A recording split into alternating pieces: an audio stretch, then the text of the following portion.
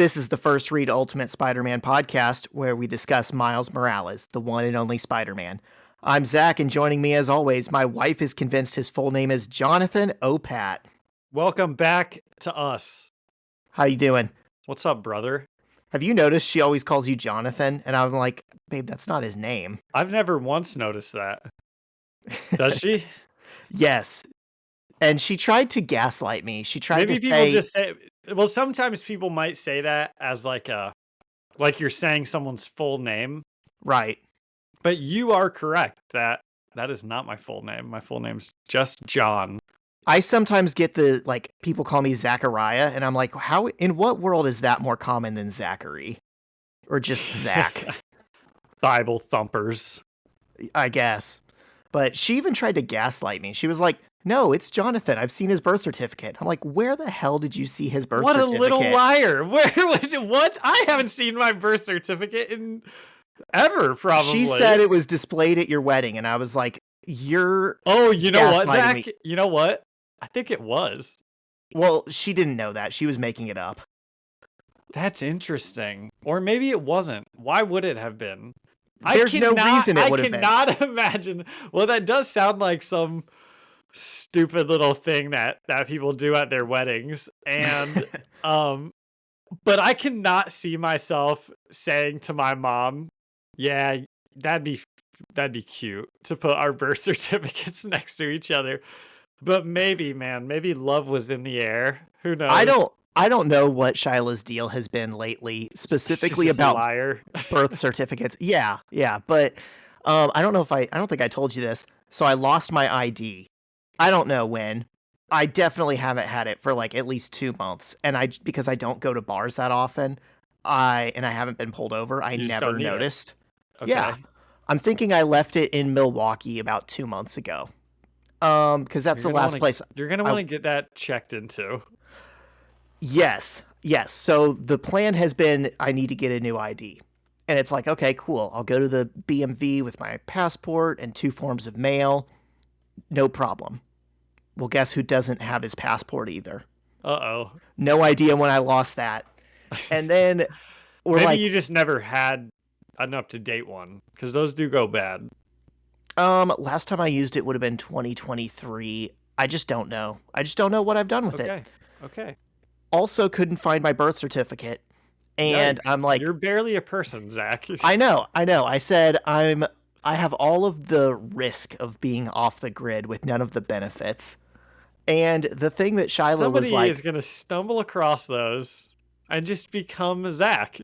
For real. I said that. I was like, I am probably the easiest person to like identity theft. Because I also, I'll take this out or you'll take this out or whatever. But I also only use like the same 3 passwords for all of time. Like just different variations of the same passwords. I'd be so easy to hack. Do I have to take that out? Because I also use the same password for everything, just like slightly different. Is that a universal experience? Because I mean, dude, they're just so hard to remember. I'm to have a different password for everything. Impossible to remember. Yes, they're impossible to remember, and you have to change every single one every month or 2 months or 3 months or a year, and it might as well be totally random because there's so many logins. Yes, it's absurd to think that. My brother just does the Google save password, so it's like completely impossible to remember, Right. But as long as you're logged in, then it works. But then the problem is if you lose your Google, you lose everything. Well, yes, or you change it on one thing, but I'm logged into 5 different things. So now, how do I log into the second thing? I'm to remember this 20-digit password. It's just too much. Nobody's trying to hack into my things. John, it's never been more convenient to visit Cedar Point. That's true. I love the convenience of all the security that I'm getting. Yes. And I love the 2-factor authentication. I relish that because I feel so secure when I have to 2-factor to get into the Dairy Queen application and order a Blizzard. Yeah. I have to do the two-factor authentication no less than 20 times a day at my job. And somehow every time it pops up on my phone as unusual sign in. This is suspicious activity. Do you want to proceed? And it's like, how is this suspicious? I've done it 10 times today. I Dude, did it it's every every day day. since. Yeah.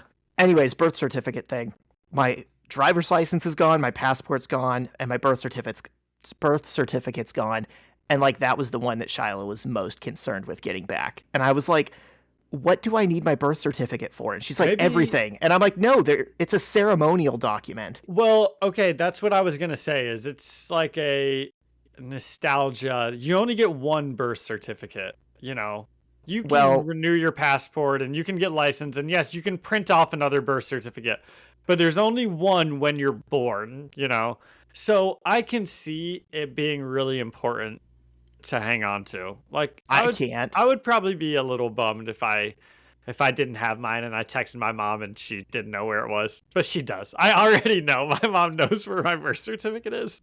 I love that we're grown men who probably have our birth certificates with our parents, because that was also my first thought I was like, maybe my parents have it. And Shiloh was like, maybe your parents have it. And my mom was like, I don't think I have that anymore.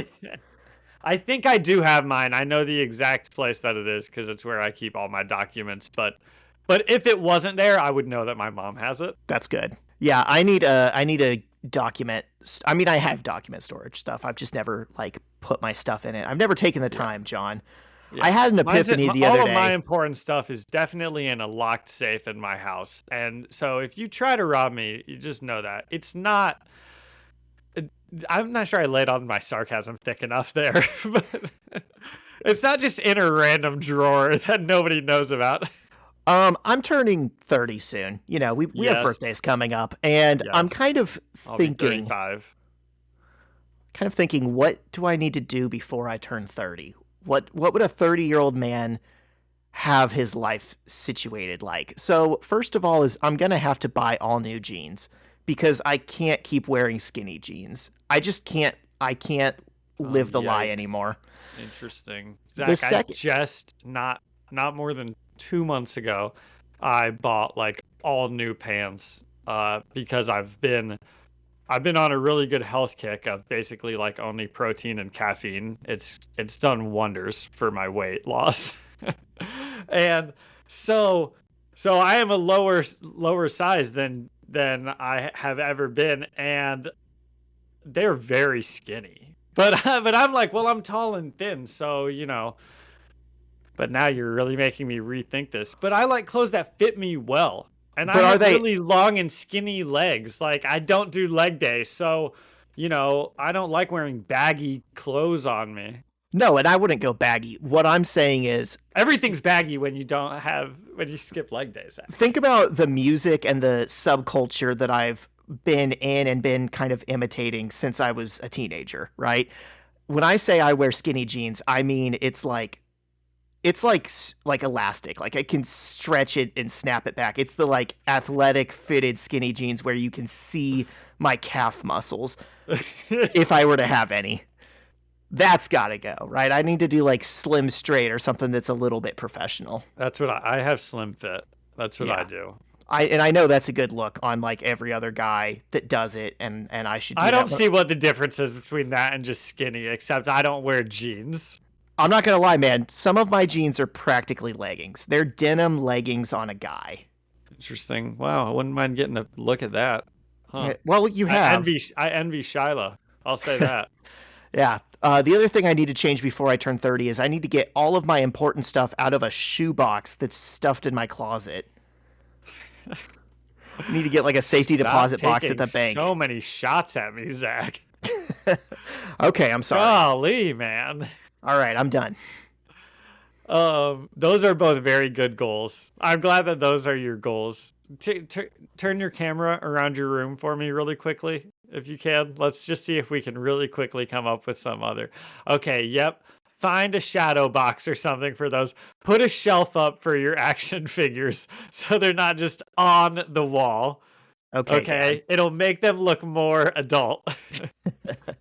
Maybe I will. Okay, that was a lot of stuff to be coming in hot with. And as you know, I have plenty to talk about today outside of Spider-Man stuff. So, I mean, I could do some of that now. It's only been 10 minutes. You know, the only rules are the ones we set. So if you That's want to, true. I want to. What's this history thing? You said you were coming in hot. You've been learning Oh my history. gosh. Well, I have a ton, right? There's like so many. So, the sports history thing that I told you I've been kind of like a week ago, it was like really I was like mentally, I don't know. I wanted to talk to you about it really badly, and I still do, but it's not really anything. It's just like an interesting thing that relates to sports and history. So it piques my interest in that way. So we can save that for the end because it's sports and history, and it's pretty fun. The history thing that I've been looking into the past couple days, though, that's just been, oh man, have I ever talked about John Brown on this podcast before? I don't think you have. Okay, he was an abolitionist, and he was just like a hardcore abolitionist. Like, there was no middle ground with John Brown. If you were pro slavery, you should die. And he, you know, a, a lot of the things that he did, people call like a precursor to the Civil War. And he was the one that was always like, there is only one way this slavery debate ends, and it is in war. So that's what we're doing. You know, like he was a white guy. Yeah. Top 5 white guy of all time. I feel comfortable saying 100%. Top 5 white guy. 100%. And in the white power rankings, he's pretty high, dude. Let's not call it that. But anyway, I had sort of known about him from a way long time ago. I have this like unique history with John Brown because there's a Remember the Titans scene where Denzel Washington says, "You drop a pass, you run a mile. You miss a blocking assignment, you run a mile. You fumble the football, and I will break my foot off in your John Brown hind parts, and then you will run a mile." And for whatever reason, I just always like love that line. Like when John Brown played on the Cardinals as a wide receiver years ago, my fantasy football name was John Brown hind parts. Didn't even know what it meant. It's because in the South, John Brown is like that's like a way to say like, God damn, you know. They substitute that. It's like a Southern way of talking, you know, John Brown.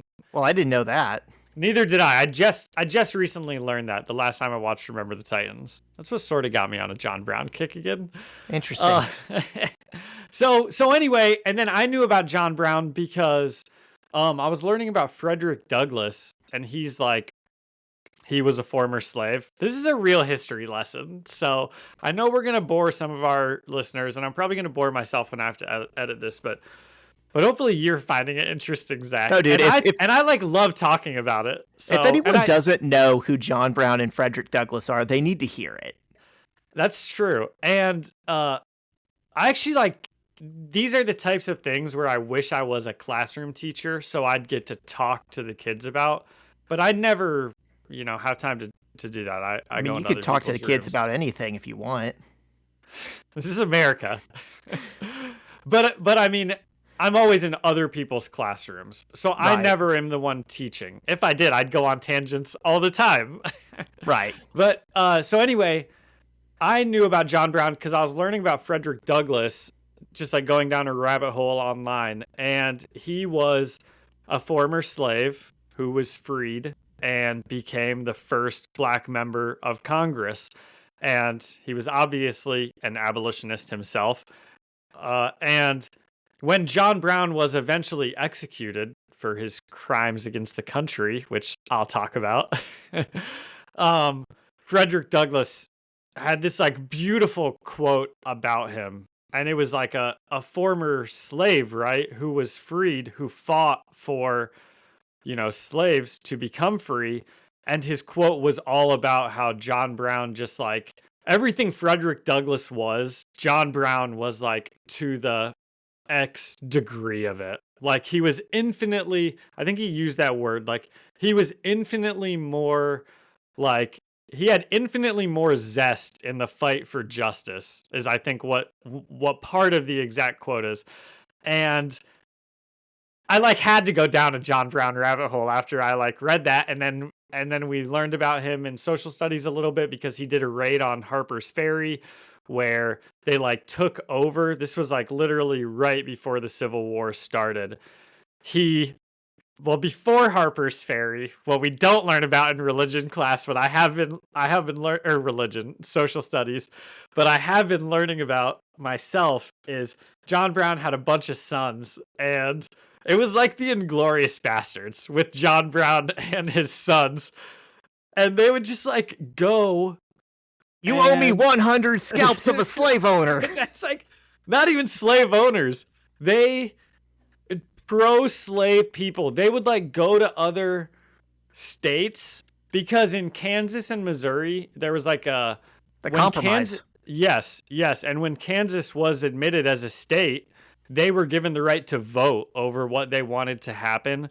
So people just poured in from other states to vote one way or the other, and they had to have like 6 votes because every time they're like, okay, well, 15,000 more people voted in the election than are registered living in, there's 1,000 people registered in the state and 16,000 people voted. So there's something fishy going on. And that just kept happening over and over again. And gosh, John, don't you hate when something fishy, just the that doesn't happen anymore. That's a myth now. Voter fraud's a myth. There's like 4 cases out of like 300 million. Well, I just think it's so funny. It's like, man, we can't come to a decision about slavery because of the red tape that's holding up the official proceedings. Yeah, you're right. There was like electoral friend. It's like, dude, it's simple. Apparently, you don't have it.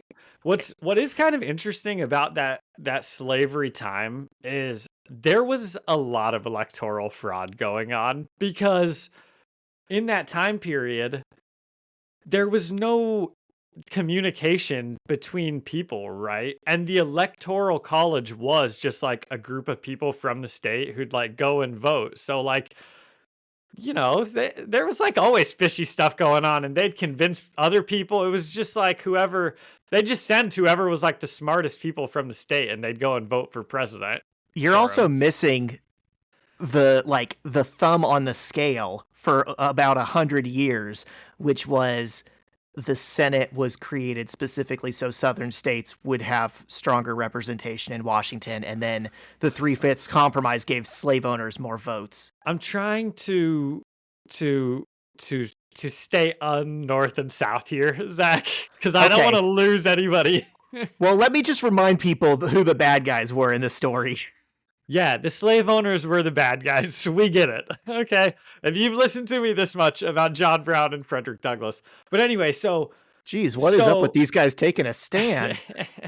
So not even a stand, just interesting history. I'm anti-slavery. Okay. Yeah, that is a stand. Let it be known we are taking a stand. So John Brown and his sons, they all go to Kansas, right? They're voting in the election just like everybody else is.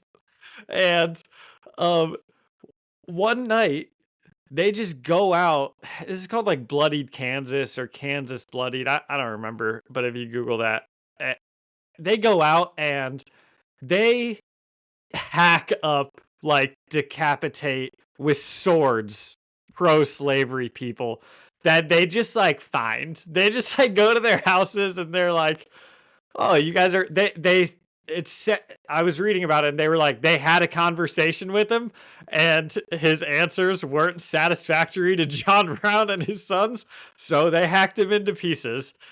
And like, it's like a historical website. And like, that's the type of language that they're using. So I'm pretty sure that these guys, they were very staunch in their ways. So anyway, they were kind of crazy or at least that's how they were viewed. So then John Brown gets a bunch of people and they want to do this big raid on Harper's Ferry, Virginia. What's the word? Like armory type of place. Oh, yeah. And they successfully raid it, but they kind of didn't plan correctly. They just expected more slaves to revolt and join. And they probably, like, once they took control, and they probably would have revolted and joined, but there just wasn't enough like knowledge of it beforehand. to know what was going to happen. So basically, they took control, but then there was really nothing to do. Eventually, his men started to like die off. It's not like it was a bunch of people. It was like 20 people, like taking over an armory. It's pretty cool. I mean, it is cool. If he had done that in like the social media age, I think it would have worked. But it's just the fact that everyone's farms are so spread out, and it's like, how are you gonna get the word to like all the slaves in the South? Like, you're right, he didn't think that part through. Yeah. And eventually, this is also kind of interesting, but the commanding officer that rode in to like arrest him was General Robert E. Lee, who then ended up, becoming a big guy. Right? We're staying unbiased. A big guy. A big guy for the South. Stick around next week for our history podcast where we'll discuss Robert E. Lee. We've talked about Robert E. Lee before, I think, because I talked about his house being where Arlington Cemetery is. Because he was you did say that. For all the death. Partially responsible. So would say. So anyway, John Brown gets captured. And he actually asked Frederick Douglass to take part in this raid with him. And Frederick Douglass declined because he's got so many good quotes, man. John Brown does. Frederick Douglass declined because he was like, this will never work. Frederick Douglass was much more like pragmatic. Yes. Yeah. That, he wasn't as or maybe he was as gung-ho about like, we need to get rid of slavery, but he wasn't as like crazed about it. And so anyway, so he didn't go on the raid with him, and there were some other people that did go on the raid with him, and they were interviewed like beforehand, and it's like, you guys, this is probably a suicide mission. And he was like, awesome. The idea of like the local newspaper men being like, well, they're off tomorrow morning to go storm this armory. I don't think it was the newspaper men. I think it's like friends who talked to them beforehand. Sure. Who are then interviewed after the fact. I like my idea that the press somehow knew. And they're like, well, the captain said, and they're talking about the captain referring to John Brown. They're like, the old captain said, sometimes men can send a better message dead than alive. And man, that's and they did that, right? So that's right. That was kind of what set off the Civil War. Here we are talking about it. And everybody thought after these things that John Brown was this crazy person, which he probably was a little crazy. But in the time when he was arrested to his execution as like a terrorist, and every year the kids write a short answer on their test over this section. They don't get into John Brown, obviously, nearly as much as I am now. They talk about the Harper's Ferry raid and his execution a little bit. And they always write, was he a terrorist or was he a martyr? And this year, I never get time to teach. So I always try to throw in 2 cents. But it's amazing how many kids will say he's a terrorist because he attacked the country, and sure, political violence. He was executed. Yeah, has no place in our democratic system. Well, maybe when slaves were involved, but anyway, in the time from his capture to his execution, a lot of interviews with him came out, and people were like, "Oh, this was not as crazy as a person as we thought." He had some really strong ideals and opinions, and even his like biggest opponents have really positive things to like say about the type of person that he was, and like, he just truly thought he was doing good. And he had one quote that I read today that I just like really liked. It was like right before he was executed, and he was like, if I did this for the rich or the wealthy or the he named like 4 or 5 things that are obviously like the upper class, then everybody would be saying what I did was correct.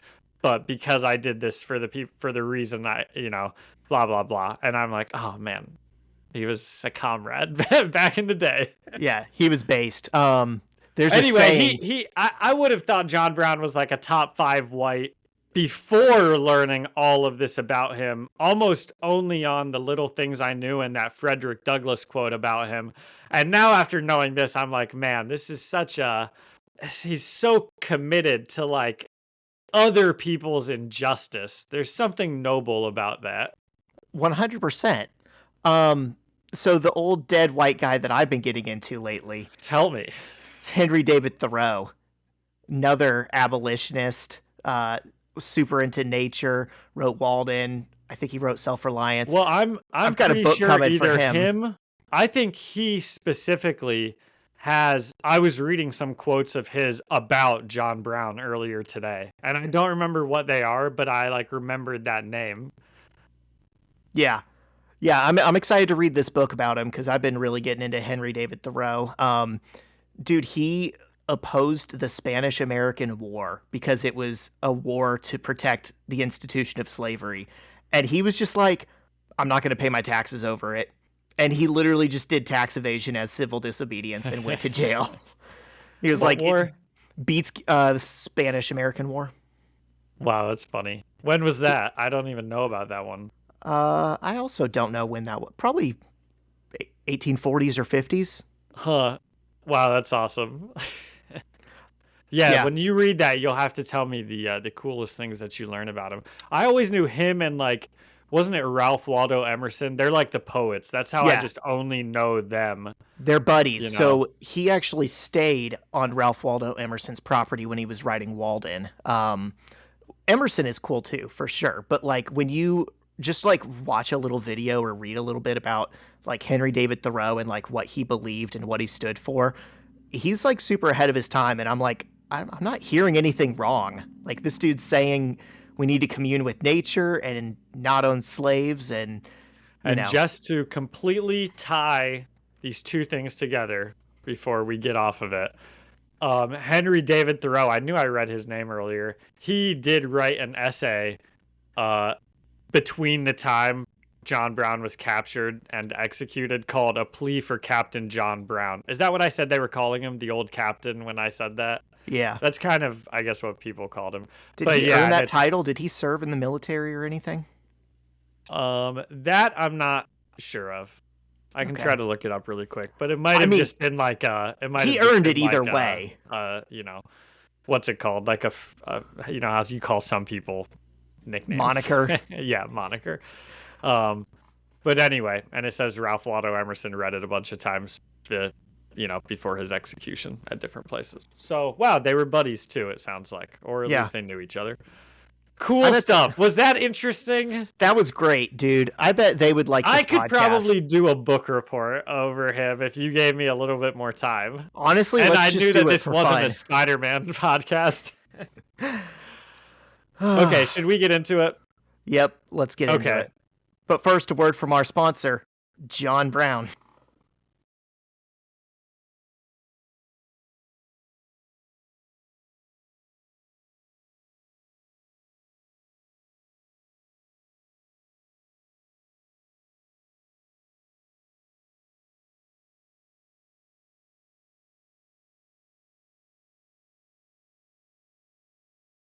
Every business says they're better, but the ones that earn and display the BBB seal back it up. It instantly identifies businesses that are committed to operating with integrity, honoring promises, and telling the truth. Makes you wonder why every business doesn't have it. So look for it, because it's looking out for you. That's why it's the sign of a better business. And find a better business anytime at bbb.org. And we're back. And John, just one more thing about John Brown. I'm sorry, I have to go get my iPad. Oh, he doesn't even have his iPad. I know. I'll say this then. I'm not sure if you know this. Kansas, my dad's favorite band. They sing Carry On Wayward Son. You know them?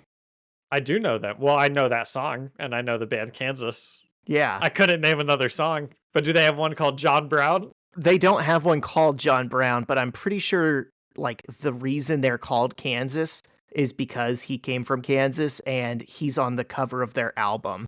It's like some famous painting of John Brown. Wow. Here's another fun fact about John Brown. This is actually more a fun fact about my stupidity. But when we were in the Capitol, in Washington, D.C. like a month ago. So remember, I said I've actually been a big John Brown fan before just the last couple days where I've got really into him. When we were in the Capitol, there's a bunch of statues all around because each state gives 2 statues to the Capitol. And some are bigger and in more prestigious place, but a lot of them, there's 100 plus extras, are just like in a room in a circle. And from the other side of the circle, I thought I saw one of John Brown. He's pretty distinct looking, he's got a scowl about him. And then we had to leave the room, and it's the Capitol building. And I at the end of the tour, I snuck around to go back into that room, snapped a picture of the statue. Not John Brown. Who was it? Some president from South Carolina, Calhoun. Also, I will say, has a good scowl about him, but slave owner. Sure. Pro slavery. Yeah. Different. I at least looked it up. I was like, oh, is this guy at least cool? No, he's the exact opposite. I was gonna say that triggered a memory, and AP US history Zach can tell you. I'm pretty sure he was like his whole career was like segregationist. Yeah. Or not, I guess slave. Yeah. Okay. Anyway, the webheads have had enough. I'm certain of this. Let's get into the issues. All right. We're back with the Ultimates. Ultimate Comics, The Ultimates, issue 9. Is it all right if I take this first one? Please do. Okay. We've got the Maker on the cover, and he's doing something kind of interesting here. He's using his stretchy powers, which we've commented he does not do often. The thing about the Maker is his mind and his machinations are what's scary. He almost lures you into a sense of security where you forget that he's also Reed Richards. But when he does use his stretchy powers, it's usually just like some household task. He's like picking up a spoon across the room or like turning on a light or something, He's just stretching about to do it. Right, like a cat. Yes. Anyways, so it says 2 Cities, 2 Worlds, Part 3. And we remember... Do you think his helmet can stretch? Because what if he stretches his head? Well, he has stretched his head. That's why he wears the helmet. But do you think his helmet will stretch in real time like spandex? I mean, I have to think in 1,000 years, he made it nanotech. Yeah. Surely. He's a smart guy. Hey, John, do we remember the Twin Cities of Tian? Just barely. So they were floating. They're over the Southeast Asia. They're ruled by 2 brothers, Zorn and Zorn. Yes. A good one and a bad one, like all brothers. But they're on the side of the angels, both of them. Wow. Beautiful prose, Zach. Hey, you too, man. Anyways, the Ultimates are trying to evacuate the city, and Black Widow goes, "Let's go, soldier," and Hawkeye jumps off the wall of the building because the city's floating, right? I'm doing such a good job explaining this. And he lands in some kind of hovering craft. Does Hawkeye say, "The city is flying and I have a bow and arrow"? That's from the movie. That was from the movie. Yeah. Wow, John, what a good reference. Thanks. They're in this hovercraft, and Nick Fury's loading a gun, and Hawkeye is just kind of staring daggers at him. Or arrows, one could say. And Nick Fury says, "Why are you looking at me like that?" And he's like, "Do I really need to say it? We're probably all going to die. It should be you staying behind, not Sam." So I guess they've left Sam Wilson at the city for something. And Nick Fury is escaping and evacuating. I don't understand. I don't know if the implication is Fury, you're too important, you should survive, or Fury, you're the captain, you should be the one that goes down with the ship. I couldn't tell. And I don't know. I think he's saying Fury should stay there and die. But why isn't he's saying he should live? But then why are they all evacuating the city? Well, and he says, "We'll keep our distance, Clint, but I want my own eyes on the first meeting of the people and the children." So it sounds like he's wanting to leave so he can see something in the future. I think so. They're going to what they know is going to be like the battleground. And I think Hawkeye is telling him here, sir, you should really stay somewhere safe. Okay. But I wish the dialogue was more clear. And he says, God knows what we're flying into. And we get a cool panel of the people of Tian and the children of tomorrow duking it out in the skies. And it looks like, it looks very cool. Some of the Eternals, they're doing some superhero stuff. Just as a refresher, the people are Tian, and the children are the children of tomorrow. And they had like that Professor X mental meeting, and it wasn't Professor X, but that's telepathic. Like, yes. And then the children of tomorrow just came and started attacking them. That's like where we are now. It's been like months since we read this. So the children of, you're right, except the children of tomorrow didn't come to Tian. The people of Tian flew to the city. They took the fight to them. And I can't remember. Is the city still just the dome, or is it people outside of the dome now also? The city has expanded. The dome is like the center of the city, I think, and that's still where the Maker is operating from, but it has expanded. There's people outside, because there are some scenes in this where it does look like it's inside the dome, but I can see the dome in the background. So I'm like, and that's where it gets a little hard, because I think the city also exists on like a 3-dimensional plane. Like I think some of these buildings are floating. But I mean, like if the dome is in the background, then it means things have to be outside the dome. You know, it means that the city is outside the dome. Right. Yes. I don't think the dome is so that the Maker lied, big. Because he said they just wanted the dome, right?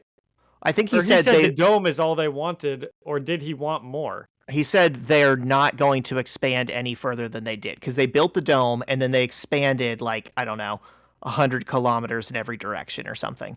And he told them... So you could fly up and look at what they're doing. You just couldn't, like, there are children of tomorrow outside doing stuff. That would stop you or kill you or whatever. Okay, it's not like there's nothing going on. It's just a dome on the ground is all you see. Right. Yeah, I wish there was more.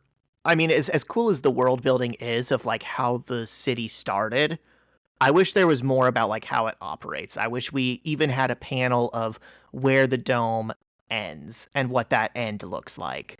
You know, is like it walled? a big upper view of, okay, here's the dome, and because are like the birthing areas inside the dome are like the cradles. There's like a bunch of different sections, but are those in the city or in the dome? Anyway, it probably doesn't matter. So it's crazy that Jonathan Hickman wrote this comic, because normally I would say in a Jonathan Hickman comic, you know, he'd give you like charts and graphs and illustrations on how it all works. Maybe if we read this back to back, it probably does make it a little more confusing when you haven't read it in a while. It's a little bit that, but also I think maybe he wasn't allowed to show us like his notes on it, because what he does in a lot of comics, notably in Secret Wars and in Krakoa, is, dude, there's like full-on maps that you can like plot out exactly where things are happening, and it's a very concrete world. So I'm sure those notes exist, and I'm sure they just didn't have page length to put them in these comics. Yeah. Anyways, back at Triskelion, Captain Britain and Spider-Woman just got knocked out with the gas. Remember that? I did remember that after I saw it happen again. So the people that knocked them out, that took them, these like masked agents, start carrying their bodies away, and they're like, we're going to put them in, you know, holding cells and whatever. And then one of them comes up to a guy. He's like, sir, there's, I can't help but think that they don't like Spider-Woman. Whoever is making this just doesn't like her very much. Because whoever's making the comic? Yeah. Because I wouldn't have known that was even her. if it didn't say Spider-Woman. You know, she's on like one panel, she's face down. There's nothing about her that says Spider-Woman at all.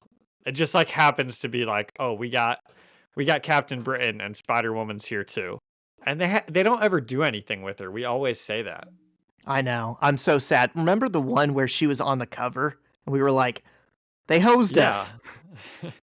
One of the guys comes up to the, this dude is the boss because everyone else is wearing helmets and masks and he's got a big scar across his face and his collar is puffed. They're like, sir, there's a problem at Stark Tower. And he's like, give me that. I think it would be really funny if this was like a Nick Fury mask or something. And all of Nick Fury's disguises, he just like has somebody who has an eye problem. He just can't help himself. That would be pretty funny. Interesting that you mentioned that. We'll see if this eye thing is foreshadowing this guy having any kind of relationship with Nick Fury later. Ooh. So there's a problem at Stark Tower, and we flip the page, and we're like, oh yeah, I remember. They tried to arrest Tony and Thor also. They told him, stay put. And we see how that's going, and Thor is absolutely smiting a dude in the stomach with his hammer. And Tony is like doing some science thing with the machine, and he's like, Thor, the hovercraft. And wouldn't you know it, I gotta wait for my damn page to turn. You would think in 2025, we would have the technology where I could just read a comic smoothly on air. Wow. Come on, AT&T. Metronet. Oh. Thor, we get a cool panel of him jumping with his axe, and he looks like he's about to slam dunk a basketball. He says, I have the vessel, Anthony. Get us some answers. And he lands, and he just starts kicking ass on this, I don't know. They call it a vessel. It's a flying car. And Tony does some weird science shit, and then he's got one Iron Man glove on one hand, and he like shocks the guys with it. And then I guess his machine that he was working on is more of those blasts, and they also shock those guys. It's a little unclear, but it looks cool. It does look cool. And Tony Stark and Thor are very cool. That's a stand I'll take. That is a stand I will also take. I think it's a stand we have taken before. I want to be the John Brown of that stand right there. I'm still looking for something a bit more noble, but okay. I agree with you. I'll be the Frederick Douglass of that stand. Okay. I won't die for it, but yeah, Thor and Tony here. I don't want to do that either. Okay. You make a good point. Do go on, Zach. So they kind of ask these guys what their deal is, and they're like, Fury was off the grid, off plan. The higher-ups were worried. President ordered S.H.I.E.L.D. to shut him down, him and the Ultimates. And he's like, give me all of it. And the guy says, launched a full-scale attack on the city. Nukes. And Tony's like, okay, you can pass out now. And the guy just kind of groans. And Thor's like, what'd you learn? And he's like, everything's gone sideways. I like that Thor says, the hovercraft was stubborn, but has now submitted. What a goofy Thor thing to say. Thor, the hovercraft didn't have a brain. It's just a machine. You don't know. On Asgard, maybe they do. Maybe that would have been a dragon. Maybe that's the thing he's used to. Maybe Thor thought that was an actual animal. I want to give him a little more credit than that. I think we make our Thor out to be dumb sometimes. But no, he's just being I think he's just being Thor. He's just talking funny. He's like, Anthony, did you get hit? And Tony's like, no, why? And he goes, you're bleeding. And Tony goes, huh. And we see some nose coming out of his blood. That's how I meant to say that. See some blood coming out of his nose. And then we cut to northwest of Tian. Oh, so I guess maybe they are fighting outside of Tian. I guess they flew away from Tian and it intercepted the Children of Tomorrow because they knew the Children of Tomorrow were headed their way. I really and truly don't know. I think that maybe the purpose of this was actually just to have like a reason for us to be watching the characters, right? They're like, oh, okay, like we are the surrogate Nick Fury and Hawkeye here, where it's like, oh, okay, we're leaving Thor and Iron Man, so then we see what they're up to, and then he's like, okay, we're approaching Zorn. Now we're gonna get to see what Zorn's up to. Right. But these guys don't actually seem to matter or be doing anything at all. No, they are not players in this scene. In fact, they're so far away, they're watching through digital binoculars. And they see the people being absolutely slaughtered by the children. And they're like, they're just too advanced. They adapt too quickly. And they look at Zorn, and this is Zorn with the Z. And that's important. Everybody was wondering, because we all know which is which. We know which is which. The one with the X has a star in his head, and the one with the Z has a black hole in his head. Which is, okay, I was going to say, which is the good guy and which is the bad guy? That's all I need to know.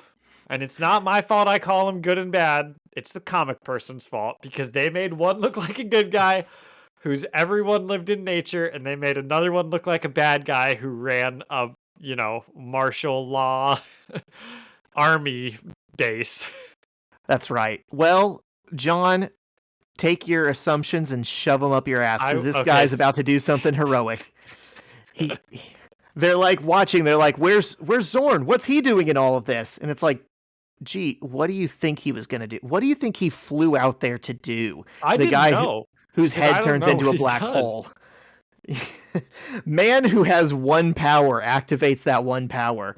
He takes his helmet off, and they're like, "Oh, what's he doing there? What do you got, buddy?" "Oh my God, no!" And it turns into a black hole and like implodes all of the Children of Tomorrow's ships and eats them up. And Nick Fury's like, "Pull back, Monica, pull back!" And they're like trying to fly away from a black hole. Again, dude, what did you think was going to happen when the black hole guy flew out to battle them? Why did they like parked right on the edge of the battle, and they're just watching it leisurely without a care in the world, like not knowing what's about to happen. You would think this was maybe even the plan. You would think the plan would have been, it wouldn't even had to have been spelled out to Nick Fury. I think he would have known it was the plan. Well, it would have had to be spelled out to Nick Fury. Okay, we know that Nick Fury maybe needed it spelled out, but everyone else in this world operates under the assumption that Nick Fury is the plans man. And we see, oh, this is kind of cool. We get a little narration that says of this like black hole sun rising up. Wow, song by REM? Soundgarden. Oh, darn it. So close. Here, I'm going to put that in again. Oh, song by Soundgarden? REM. Oh, okay. So we see it is very cool. Kind of looks like the Black Moon from Evangelion. We were all thinking it. I know John was thinking it. It does look cool. And the narration says, "What is this? It is the world in which we live. And what has it become? Exactly what we have made it." And we're like, I wonder who's speaking. And we go to Washington, D.C., and it's ambiguous president who looks exactly like Barack Obama from behind. Barack Obama would have a tan suit on. Yeah, they missed that detail. Yeah. And he's like giving his address to Congress, and they're like, you launched our entire nuclear arsenal at the future city? Everything? And this is the part of the episode where I remember that was already told to us in the last issue. So America has just emptied the clip on the Maker. And people are like, we can't do this. We got to stop it. It's murder. It's genocide. We can't accept this. Genocide to who? The Children of Tomorrow. I don't see. That's a liberal thing to say there. Okay. Give me a break, guy. Genocide is when you're punching down. If this is an actual, like, advanced species that's gonna kill us, you're punching up. I agree. And we did talk a lot in this episode about John Brown killing random pro-slavery people. So I don't know. Maybe we're wrong about this, John. But I mean, I think we're right. I think this is not genocide. I think this is an act of war. Well, I'm pretty sure that they're already at war. Exactly. This We're isn't on the like same page. We hate. Yeah. Okay. We're moving past it. Anyways, Obama ? Says, "We did what was necessary, what had to be done. May we all find some way to live with what has happened today." And he's doing the very somber, like JFK pose where a president looks down and like bears the weight of their Is that actions a on their JFK shoulders. pose? There's a famous picture of JFK standing over the Resolute desk like this. Oh yeah, I can picture that. Yep. Um, The fun history thing I'm going to talk about has to do with JFK. of course it does. Does it? Did you what? You would have assumed that? No, but I know like your family are like really big Kennedy And I people, think I right? told you who I was named after, John F. Kennedy. partially, and my grandpa John. But yes, both of them. And you specifically mentioned my name opening up. So there has actually been like a couple JFK things. This is kismet. Yeah. Okay, but I won't talk about it now. I'll try and contain myself. Okay. So we go back to the city, and it says the dome is cracked. The city screams. And I guess this is the outcome of the black hole, which See, has now vanished. It's hard to tell. It's not clear enough. A couple things aren't clear enough. This is the picture where I was like, wait a second. Is there stuff outside the dome? Because this is the picture where I'm like, we're looking at the city, but the dome is in the background. So I don't understand the placement of this anymore. Because up until this moment, I thought everything was taking place in the dome when we were seeing like Children of Tomorrow stuff or anything like that, or the Maker stuff. But now it seems like, I mean, there is the dome and then there is the greater world around it that's also probably in some kind of barricade. Surely it's not just like out in the open in the desert, or maybe it is. Right. Truly, I think this story, and I don't fault the creators because they have to work within the context, that they're given, and like comics ultimately is a business. But I think this story should have been like a 20 issue arc that really dove into all of this and made it more clear.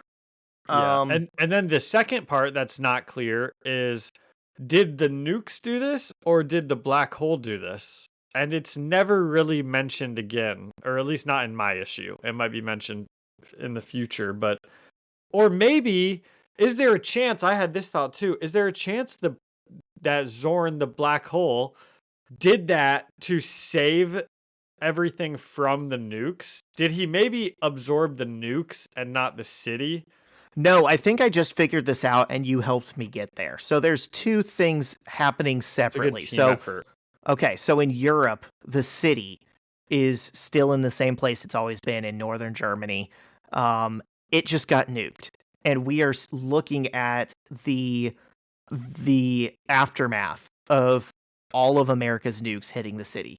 So the dome is cracked, the city screams, but it's all still standing there. And for the most part, it seems to all be intact and functional. It's just maybe they lost certain functions or Yes, which you're kind of about to get into, probably. separately in this issue, some of the Children of Tomorrow, like a garrison of their army, right, flew out to Tian and are fighting in Tian, like over that all the happened Atlantic in Ocean. Tian. That's right. Yes.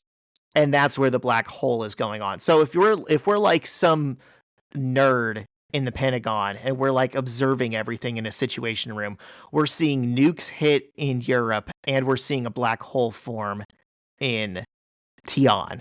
Basically, And luckily, neither Asia. is in America. Right. If you're the person watching on the screen in Washington, you are thanking your lucky stars. You're not one of those other places.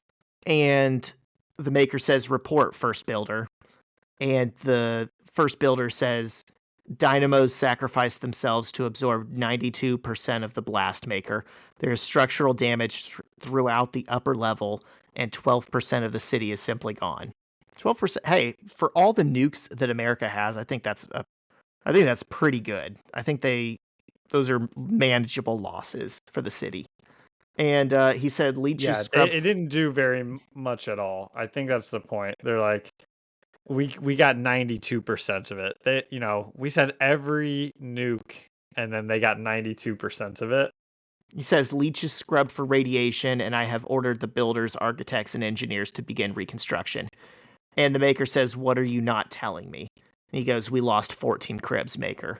So it seems like that's kind of a priority for them, is they're birthing more and more of these children of tomorrow, presumably for an invasion or, some kind of expansion. And Reed looks then at Hulk and he's like, see, I told you, predictable. You were used again. They fear us, hate us, because we are better. How did they use the Hulk? To try and distract them while they nuked everything? They dropped him into the city and said that they were going to hurt his girlfriend. And then that's right. The Maker was like, look, they were never going to give her back to you. And he's like, what should we do now, Bruce? And the Hulk's like, Hulk angry, Hulk smash America. And the Maker says, retaliation. I couldn't agree more. Bring him closer. And we see they've got this little whelp of a Children of Tomorrow. It looks like he's like the runt of the litter. He looks like the guy from 300 that Leonidas won't let him be in the army. Little bit, yeah. And he says, he's a kid. He is a kid. He's a fucked up kid. He says, do you know your name, child? And the fucked up kid's like, I have never received one, Maker. And remember, in their city, in their culture, your name is your job. It's what you do. You are the first builder, you are the third architect, whatever. And the Maker says, yes, you have, but it was hidden from you. For in giving voice to an idea, you bring that very thing into existence. And he starts, like, something glowing is coming out of his hand. He says, see, for centuries, we've bred out of the mere base instincts, human animal from which we evolved, save for one very special exception. Just the one, just in case. And he's, like, hands this glowing rock to the kid, and he's like, after all of this, I am ready to speak truth and bring such a thing into being. Do you wish to know your name, child? And the kid is holding this rock and drooling. He looks like Gollum with the ring. And he goes, yes, Maker, very much. And he goes, you are death, the first and last of a generation. Where there is life, you will end it. Where there was hope, it will die. You are the last days, the end of an era. The boy who killed America. And we see this kid teleport immediately into the Capitol, and he's like feet away from Obama. And like upon arrival, he opens this like egg thing that he was given by the Maker, and it's a bomb. And we see like a giant, it's like an Akira blast for people who watch anime. It's like the sun opened up on the ground. It's not a mushroom cloud. It's the initial blast, as it says, the boy who killed America. And we can't really see anything, but we can tell the entire Capitol's gone and probably more. Wow. This might sound stupid, but I didn't notice that the first time I read it. That he suicide bombed the Capitol? When the next issue starts and they're just like, they go and they pick up like the 42nd senator and they're like, you're the new president. I was like, oh, he must have done a big explosion in Washington, D.C. I like didn't catch it at all. Wow, there was like something crazy off panel. Yeah. That's hilarious. I was like, okay, well, they did end the last issue saying he was going to kill America. Now they start this. Okay, he must have done it, Dude, you like somehow like breezed past the climax of this entire series. You know why? Why? Well, I was reading the bits also, but I just kept thinking that was just him looking at the stone. Like there's the one senator who's like looking at it and I'm like, that's just him again. I don't know. I just scanned it really fast. It's crazy that this issue had all of America's nukes going off, a black hole forming as a battle technique, and then Washington getting blown up.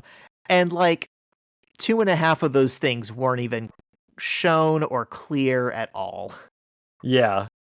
Yeah, the Capitol thing was shown. It was shown, but in a way that you missed it. Yeah. I did think that this was a pretty good one, though. Yeah. What do you give it? Do you have a rating? I don't have a rating. I'll come up with one if you don't have one, but otherwise it's all you. Okay. I'm going to say out of 100 senators Yikes. that the president was addressing, I kind of want you to give your rating first. Okay. Let's see. Thor and Hulk did a fight. Thor and Tony. Thor and Tony. Yep. Oh man, I don't know. Pretty like reasonably fine read, but I guess there was an awful lot of it that was kind of like what's really going on here apart from it's just kind of cool. So, maybe a 70 out of 100 senators, the bad ones. Yeah. Good luck finding 30 good ones. Yeah, dude, I'm not going to lie, like when I think about this series, a lot of what I think about happens in this issue. This is the climax of it, right? This is like where all of the shit goes down. And yet reading it, I find it confusing, and the things that I wish it paid more attention to and gave us more information about is kind of still left, ambiguous. And then things that I don't care about, like, is Nick Fury staying behind on the city, or is he getting on this ship, and what does that mean, and where's the ship going? It just isn't well. And they do talk about that so much, and yet you and I still didn't know what was even happening in it. And it didn't And matter. they spent a lot of the dialogue on like that in particular, because a lot of this page was like fight stuff. This was like a aura and hype moments issue that somehow also doesn't show us all of America's nukes exploding on the city. We just see the aftermath of that. So that and the aftermath is also like kind of nothing. And right. It comes right after a big black hole happens that we don't see the reaction to. It's just not well paced. I don't know what else to say. It is a cool story, and I think they should have had more time and page length to flesh it out. I'm going to give it a 60. I'm going to give it a 6 out of 10. I'm going to say it's one of the weaker Hickman issues of anything that I've ever read. And it's not necessarily because the story sucks. It's just they could have done a better job telling it and showing it in a way that highlighted what should be the strengths. So my issue could overturn a veto, and it could impeach the president, and your issue could merely pass laws. Correct. Yes. Okay. Or I'm sorry, my rating and your rating. Okay, should we get into mine? Yes. The Ultimates, issue 10. This is written by Jonathan Hickman and Sam Humphries, art by Luke Ross, letters by VC's Clayton Cowles. Oh my god, there's just like so many people on this. It's hard to parse through who's important and who's not. Just kidding. Everyone's important, but I'm not going to read everyone. Colors by Matthew Wilson. There you go. Okay, we are outside Colorado, and we've got this guy. He's got kind of a strong jawline. I thought it might be Captain America, because I don't know who any of these characters are when they're not in their costume. But I think he looks like Mark Cuban. He does kind of look like Mark Cuban. And I'm sure the other guy is supposed to look like some writer. He just has too distinct look about him to not be someone, you know? Yeah.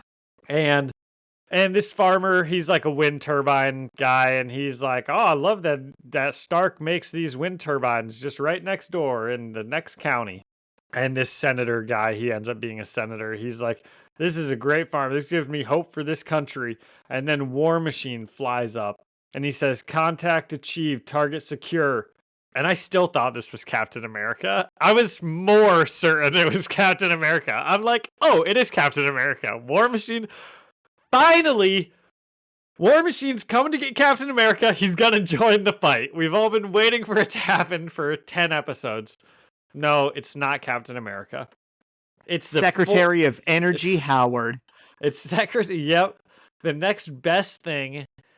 And he's a million people down on the, next to be president list. But they say there's been an attack. You're the acting president.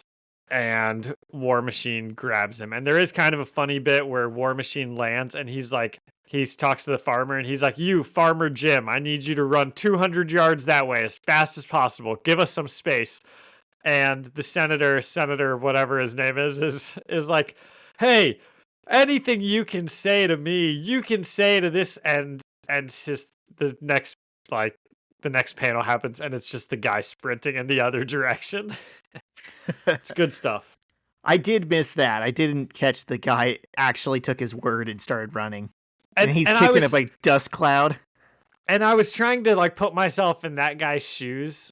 Would I stay there and listen to him finish his sentence, or would I just take off running? And at first I was like, well, I'd probably stay there and listen. And then I was like, wait a second. War Machine, he's got 1 million guns on him. I mean, he's like, I would probably run in the opposite direction. I just do whatever he told me to do immediately. Right. Dude, War Machine should have been around to help John Brown. That would have been awesome. Think of it probably would have been a faster war. Yeah. What side do you think he'd be on? War Machine? Yeah. The black guy? Yeah. I would hope not the South. Okay, I thought so. I thought he'd be on the north side too. What are we talking about here? I mean, yeah, it'd be. I was just being funny. Okay, all right. That was a joke. I was gonna say, be pretty glum if you're like one of my Stockholm kids who syndrome. Tells me, I don't get jokes, and I'm like, what do you mean? You mean you don't think my jokes are funny? And she's like, no, I don't get jokes. I'm like, I don't understand. I don't get that. That child doesn't have a soul, John. No, she's my favorite. That child, she's just on the spectrum. She just doesn't get jokes. Oh, okay. She just doesn't get them. Well, thanks for making me feel like an asshole. No, that's okay. She doesn't get jokes. Just like you. Apparently. Okay. Here come my least favorite pages that we've read in a really long time. So, we're in Washington, D.C. There's some reporter. He's yelling at a congresswoman. He's like, you got to give me a story on this. And she's like, I don't want to give you a story. And then all of a sudden, there's a giant flash of light. And we've seen enough big flashes of lights when we know that, there's a nuke or something to know what that means. That there's a nuke or something. So immediately, I see those first panels. I'm like, I don't like this. I don't like that we just saw some random people go. I'm against that. I don't like seeing random people going about their day and then they just die. It gets me. So I already was unhappy with this issue, okay? Yeah. And then we cut to just two people jogging around the Washington Monument. That's where Captain America ran. And Sam. That's where you ran. That's where I ran, Zach. That could be you, John. And I know. And then, big flash of light, right? They're like, oh, wow, it's so nice being alive and running around the Washington Monument. And then there's a big flash of light. And then we're at the Lincoln Memorial. And there's this dork taking pictures. And I, of course, did that, not less than a month ago. And there's some security guards just standing around. And by the way, here's a fun fact where the security guards are standing. There's a plaque on the ground, right there, that says, I have a dream, Martin Luther King Jr. 1963. And that's because that's where he gave his I have a dream speech. It's just a little fun fact for you. It doesn't matter, though, because they're all dead. And that place is rubble now. There's a big flash of light. And I didn't like any of that. It is insidious that the only thing you see is the flash of light. And we know what that means. But these people haven't a clue. No, it's like their last moments. They haven't even recognized anything's wrong. They're just going about their day. Right. They don't even have time to recognize that something's wrong. To them, it's like someone took a flash photo. And so then we cut to space somewhere. And I don't know. It's like the International Space Station sees the blast. Yeah. We cut to space and Zach said the International Space System sees the blast. I didn't want to take credit for that. Even though I'm going to cut that middle part out, I didn't want to take credit for the fact that you were the one that gave me that. So the International Space System sees the blast And of course, they're just like, oh, the sensors are going crazy. Then they look out the window and there's the big nuclear explosion. So do we think that they died also? Or are they just seeing this from space? I mean, the light wasn't the same on their panel. So maybe these normal people who are just going about their days are alive. Yeah, I think the space station people are fine. Interesting enough that they didn't see and comment on like the 200 nukes that just blew up over the city. That is kind of funny. I guess to them, this should just be the next nuke in a long line of nukes. They'd be like, oh, wait, why is that nuke in America? There's other 400 were in Europe. And then there's a black hole in Asia for some reason. Yeah. We shattered the record for most nukes exploded in a day in the last 2 issues. And I'm not going to lie, I think it would have like wide-reaching consequences. Like I think life on Earth should end now. Oh, the radiation from all of those nukes would destroy the world way more than the explosion would. I'm just assuming as a dumb person who doesn't really know anything about nukes. No, I that checks out. I'll co-sign that. At Washington, D.C., 3 days after the strike, so I'm guessing they mean the death strike, not like the nuclear strike. Or that was probably the same day, which we just talked about. That was the same event. Kind of. The nukes probably happened a little earlier. But what do you think? Like 20 minutes earlier? Like an hour earlier? Death, the Children of Tomorrow that teleported into the Capitol, he was the nuke. No, but I mean the U.S. nukes. Oh, they had just happened because he was like saying he was delivering the address, telling Congress, "I just approved this." Like before I walked on stage here, we sent the nukes. Oh, so it was like, yeah, it was just like minutes after they hit. It was boom bam. They were playing jazz. They were playing ping pong. Yeah, one side of the world to the other. So it seems like we're getting a kind of a news story broadcast along with some shield orders and the news country saying America's in a state of shock. The country's under martial law. The death toll, surpasses, and we don't even see the final thought of that. And then Shield is saying, Giant Man, help us out. And that's big. Giant Man's important. Well, he's dead. They have a squadron of giant men now. So it's just they've just used like Pym particles and the suits that they have like multiple people acting as Giant Man simultaneously. Yes. Thank you. What I meant was, why are we hearing about it? There's so many important things going on. Why are you filling my screen with giant men at a time like this? Well said. That's a good point. That's kind of what I said about my issue, but yeah, they're just, oh my god, they nuked Washington. Anyways, we've got like a bunch of people. The giant men are cleaning up the rubble. Think about how many steel beams Hank Pym could move. That's true. I have a fun fact about steel beams and their melting temperature. Never mind. I just won't get into it. Okay, so we're at the Triskelion, and this is actually, we see the new president. And he's like standing up on the table, giving orders. He's taking his role seriously. This is not the new president. This is the guy from my issue. Oh, this is the evil shield guy. He's the evil shield guy. He doesn't have a full eye patch. He just has a scar over his eye. Yeah. He hasn't evolved yet into full shield director. Right. And, well, I don't even know what's he doing. I mean, he is the acting director. The thing is, there's just a million people screaming a million different things that it's hard to even parse like what's important and what you can just like move on from. Everyone's like, things are crazy. We don't know where the superheroes are. The new guy's the president, and he's just like kind of looking evil. He's just doing. He's standing very evilly. Yeah, he's hunched over. A good guy would be hunched up straight with his back out. Right. He's hunched over. He's like a little villain. This is 101, Everyone, posture matters to superheroes. The only person who can slouch is Peter Parker. That's funny. Is that a line you just came up with? No, but just like think about before he gets bit and everything. Like the two things you see is he's got glasses and he's like hunched over. Yeah. You know, And he's always like slouching on all of his responsibilities and whatnot. He's just kind That's- of a slouch in general. that's right. And in the first movie, Kirsten Dunst is like, "You're taller," and he's like, "I hunch." And she's like, "Don't." Wow, we might have just landed on something there. Yeah. Okay. Oh so what shit! were Maybe you, they're hinting. Maybe this is the long game. You can't trust Spider-Man. They've been setting you up for oh. 60 years now.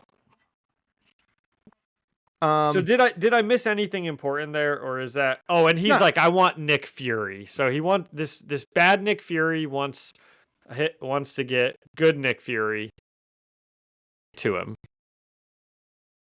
Might be worth noting this guy's white. I didn't know if I should say anything. I'm like, the optics here are not good. and also bad Nick Fury is white and good Nick Fury is black. Right. I didn't. You know, we're When just was this- when painting this the come out? picture. 2011. Were we woke yet? Yes, this is very woke. Okay. And okay, so and then we cut to Nick Fury, and he's like, Director Flum. That's this guy's name. It's Flum. So there's Flum and Fury. This is so stupid. And Flum is white, and Fury's black, and Flum has a scar on his eye, and Fury has an eye patch. Okay, are they stark contrasts in any other ways? And Flum looks like he's hunching. Like this guy has Flum absolutely hunches, and Fury he has stands up no- straight. no back muscles. Fury doesn't miss the gym. Yeah. Fury wears gloves, Flum doesn't, okay? They're diametrically opposed in every way. Right. The glove does not fit Flum, so you must Exactly. Fury. So he's like, I can't believe this guy's the director of S.H.I.E.L.D. He was a snake. He's always been a snake. Real And Ralph as- Macchio, this one. Yeah, real Ralph Macchio, this one. Yep. R.I.P. Jim Shooter. So Nick, as he's talking, I guess a bunch of people, it might seem like I just breeze this over because sometimes I do, but it's actually just that I can't tell what side people are on. Because there's like S.H.I.E.L.D. agents and there's the new president and, well, Nick Fury's S.H.I.E.L.D., but then this guy's S.H.I.E.L.D. I don't know which agents are good and which are bad, and I can hardly even tell what Nick Fury's trying to communicate with Hawkeye because he's being secretive, which I'll talk to in a sec, but I do think the whole thing could be a little more clear about which guys are good and which guys are bad. Make one of them have a black hole in their face so we know who the bad guys are. John, you just reminded me of a joke from one of my favorite comedians where he's like making fun of people like us, right? And he's like, I like the Marvel movies because the good guys, we know the good guys are good and the bad guys are always bad. And I can tell which one's which. He's not wrong. It does make it easier. Who is that? Jeffrey Asmus. I've told you before that you remind me of him, and he's actually gonna be in Indy, I think, next weekend if you want to go see him with me. That's funny. Okay, I might. I think he's been popping up on my like YouTube when I scroll every so often. Or maybe not. I don't know. I can't remember the name, but yeah, maybe I will. That is funny. And he has a point. Yeah. So, but a bunch of S.H.I.E.L.D. agents converge on Nick Fury and Hawkeye, and they're bad S.H.I.E.L.D. agents. And Nick Fury says, Clint, remember Afghanistan, Kawada, when I pulled your butt out of the Kojak Pass? Well, I disobeyed orders that day to save your life. You take me in today, I'm as good as dead. There's no Guantanamo for former directors like me. No cube, no brain wipe. So, I think that these S.H.I.E.L.D. agents are converging on them, and they are all like, Clint, all of us together need to arrest Nick Fury. And Fury is like, no, Clint, don't help them. Let's you and me break out of this thing. So, Clint was always backing Fury in this. These guys approach them and they're like, we're taking you into custody. And he's like, to hell you are. And Fury's like telling him like, calm down, I got this. Let me talk to them. And he's telling this other guy, this agent that is trying to arrest Fury. Fury is like, remember when I saved your life in Afghanistan? And he says, Clint, to get Clint to stop talking. Yes. And then he addresses the other guy. Yes. Got it. Which I like. I like that he has this like rich history with this other character that we're being introduced to, and he's like using that in this scene. I feel like that is realistic, that Nick Fury would be old war buddies with a lot of people. Yeah, and I like that more also because I was really confused why he was telling all this to Clint, because Clint's already on your side, so I That's don't your boy. understand. You don't have to worry about him. And I'm like, dude, if you're trying to like get Clint to help you fight, you sure are taking a lot of time saying this to him, like in front of everybody. You guys aren't going to catch anyone by surprise. But anyway, no. So Nick is saying this to the head SHIELD agent in charge. And he continues to speak, and he says, we don't know what happened to Washington or how, but we know it ain't good. And some pale bastard with a weak handshake. That's Flub. Is that his name? Flub? Yeah. It's such a goofy name. He sounds like a snake of a person. And he looks like one of his little hunched over snivelingness. Yeah. And he says, some pale bastard with a weak handshake is running SHIELD. Yesterday, everything was normal. Today, it's tough to know which end is up. I get that. But this isn't a transfer of power. It's a coup. You take me in, I'm as good as dead. You know this. And the guy just looks back at him. And he looks like a snake, too. He's got some stupid sunglasses on and a dumb little mustache. And he says, sir, winter protocols have been verified by... And before he can finish talking, Hawkeye pulls his bow back, and Sam and Janet also kind of like jump into action. And Hawkeye says, I don't think you heard the man. Kawada, you need to get the hell off the boat. Oh, interesting. But then Nick says, Clint, stand down. See, I thought maybe this was like a secret phrase, a secret code word that Nick was saying to his team. That would have been cool. That would have been a cool thing for Nick Fury to do. Heavens no, we can't have that happen. No. And the SHIELD agent with the mustache says, hold fire. And then before he even knows what's happening, Nick Fury and the other Ultimates are running off of the edge of the plane, which is in midair. It's a helicarrier. They're on the deck of a helicarrier. Yes. Dude, I forget. There's so many different settings in this place. I know. In this story. And they're all like in the air somewhere. That's true. We're never oriented on the ground in this story. Yeah. What is that saying about it? And Nick Fury and his team, they jump off the helicarrier, and they are caught. Nick Fury, to his credit, he just goes and leaps off, and everyone else is like, Nick, what are you doing? And he's like, come on, guys. And the people who can fly jump off and join him and rescue him and Hawkeye in midair. I don't know what they thought was the plan when he did that. Why did they have to wait for him to call after he's already falling to his death? Oh, what a weird thing for our boss to do. Yeah. He always wanted to go down jumping off of a helicarrier at 20,000 feet in the air. He talked about it, but we didn't think he actually would do it. And so luckily they do jump after him and they save him. And one of the SHIELD guys says, sir, the tower requests permission to engage with deadly force. And the mustache guy says, I almost said sniveling, but he might do a good thing here. I still think it's kind of hard to understand, but it looks like he's trying to do a good thing. So I'm going to reserve that word for someone else. I think this guy's all right. I think he's like, his hands are tied, right? He's got a job to do, but he does want to help Fury. Okay. And he says, okay, Nick. He kind of says this under his breath. He says, okay, Nick, this time I pull your butt out of the Kohak Pass. And he says to the team, they never made it back. And someone says, sir? And he says, I have no idea who or what is waiting for us stateside, but when we get back, we lost comms with Fury and the Ultimates during the battle with the children. They never made it back to the helicarrier. Is that understood? So he's letting them off the hook. He's saying, okay, they got away. We're not going to go after them. So you're right. He's not actively doing wrong. Right. He's passively working for the bad guys, but he's not actively doing wrong.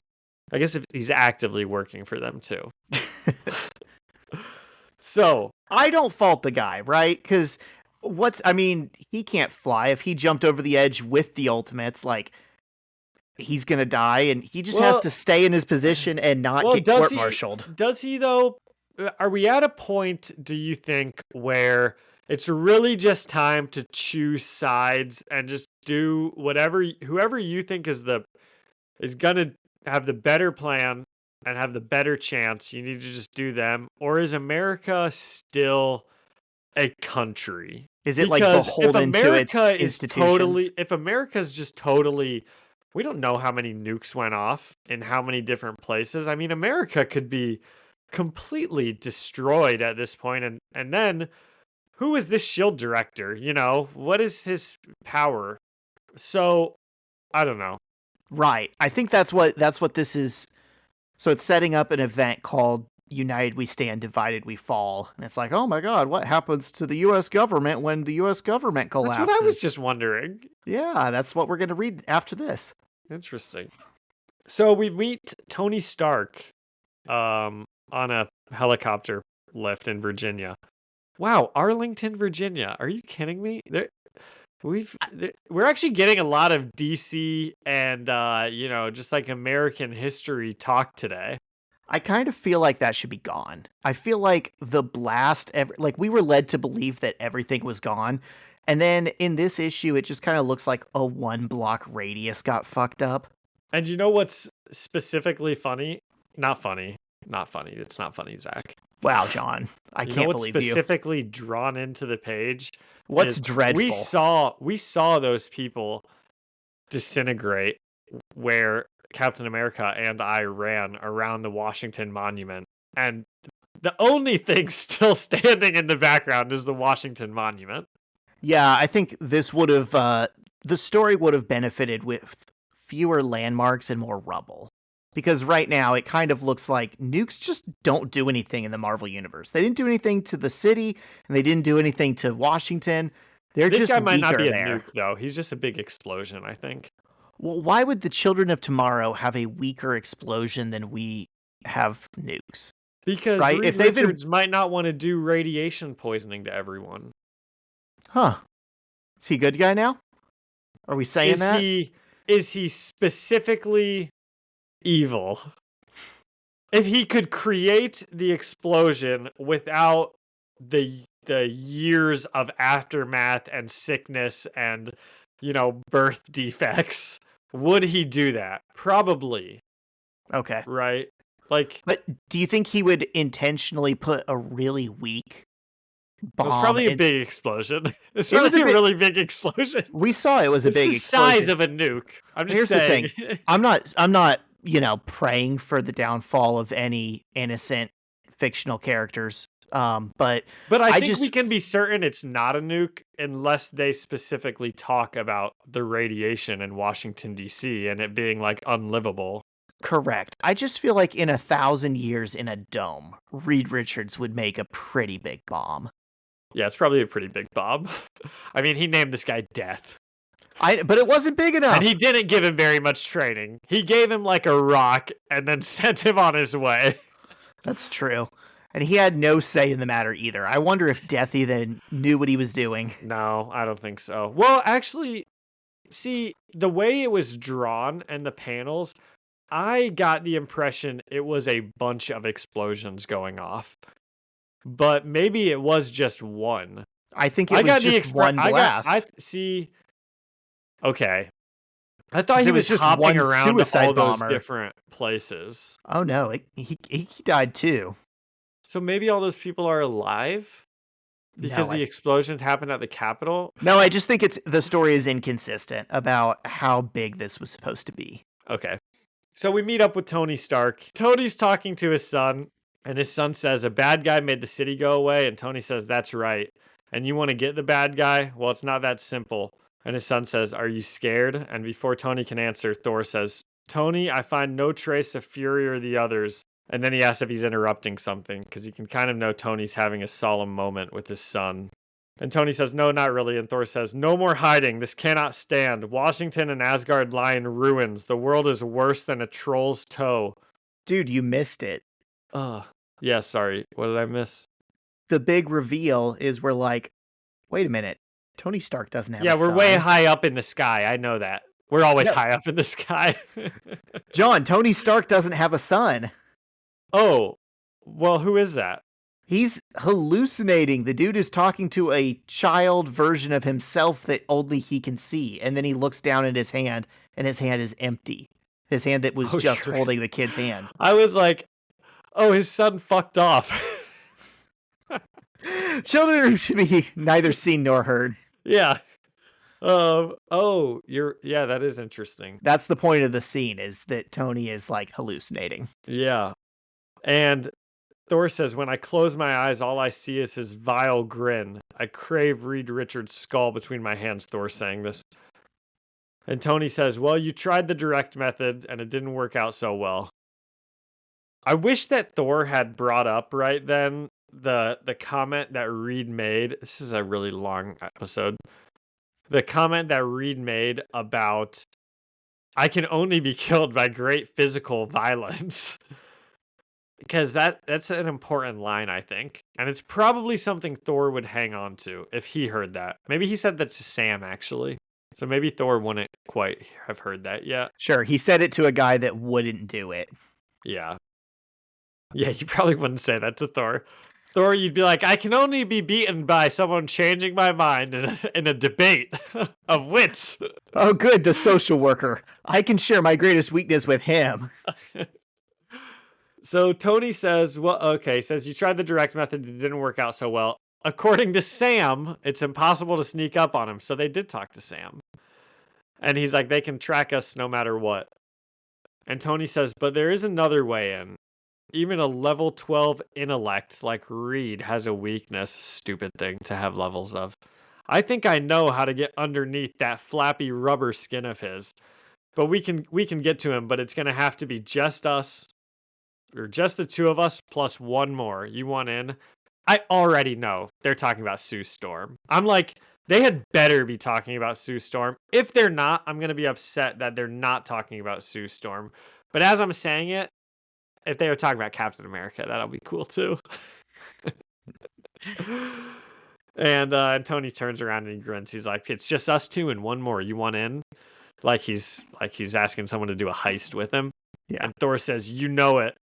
And Tony grabs his head and he says, but first, and he stumbles into Thor and he says, I need to see a doctor, one I can trust. So is the doctor the same as the one more?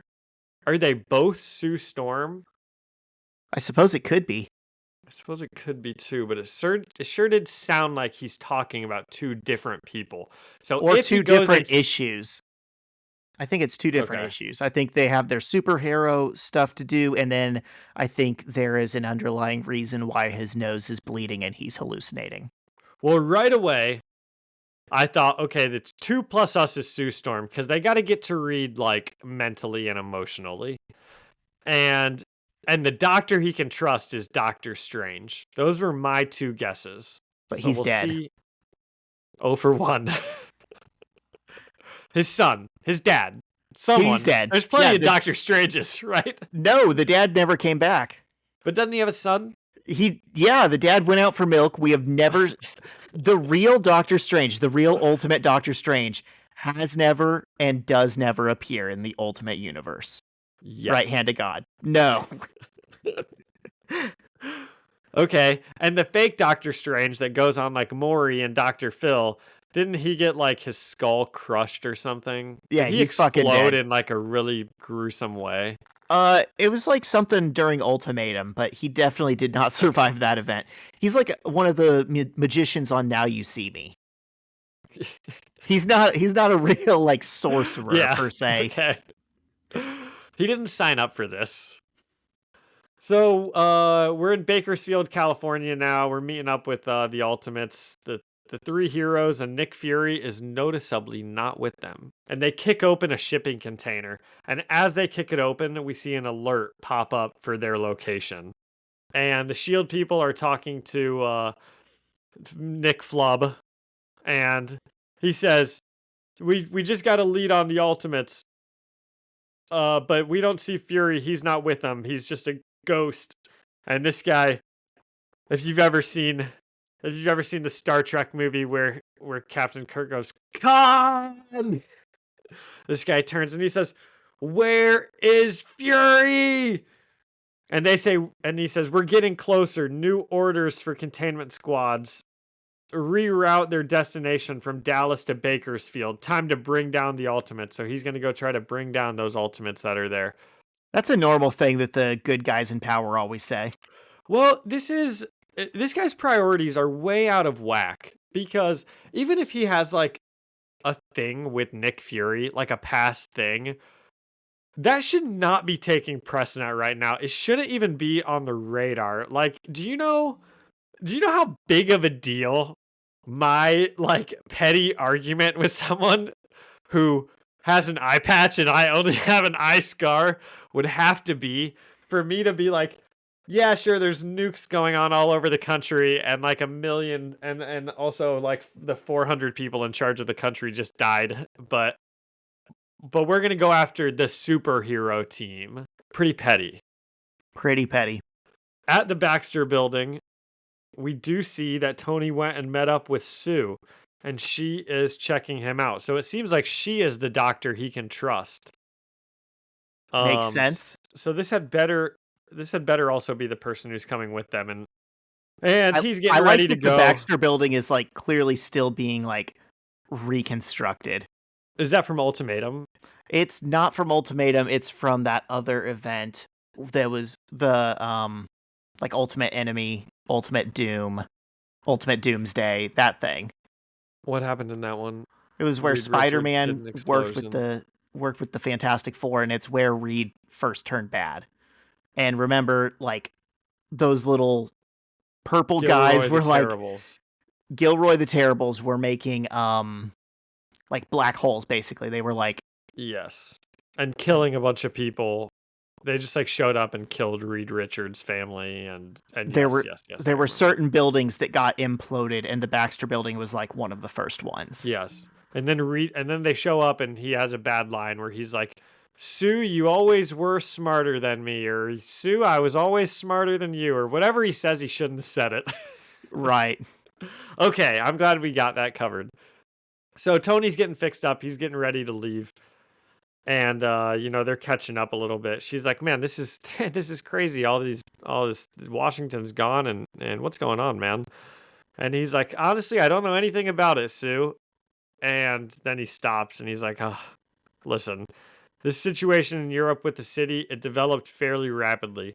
For a while, we had no idea who or what we were dealing with, and then we didn't know what to tell you, or even if we..."